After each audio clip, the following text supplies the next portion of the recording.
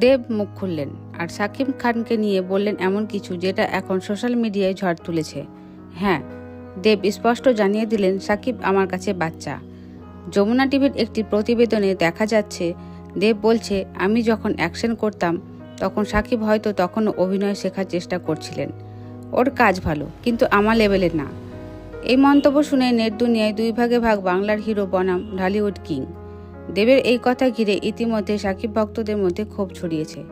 তারা বলছে শাকিব এখনও বাংলাদেশের সবচেয়ে বড় সুপারস্টার, দেবকে যে তার এই সঙ্গে তুলনা করে। আবার দেব ভক্তরা বলছে দেব তো বলেছে সত্যি, বক্স অফিসের রেকর্ড বলছে শাকিব দেবের ধারে কাছেও নেই। আর তৃতীয় পক্ষ মানে সাধারণ দর্শক, তারা বলছে এই সব স্টাররা একটু একটু করে এই বিতর্ক চালিয়ে মিডিয়ার হেডলাইন দখল করতে জানে। শাকিব যদিও এই বিষয়ে এখনো কিছু বলেননি, তবে সোশ্যাল মিডিয়ায় তার ঘনিষ্ঠ সূত্র বলছে শাকিব খুব রাগাত্মিক এবং তিনি খুবই শীঘ্রই একটা জবাব দেবেন। তাহলে কি দেব শাকিব দ্বন্দ্ব এবার খোলাখুলি যুদ্ধ হয়ে উঠবে, নাকি এটা সবটাই প্রমোশনের অংশ?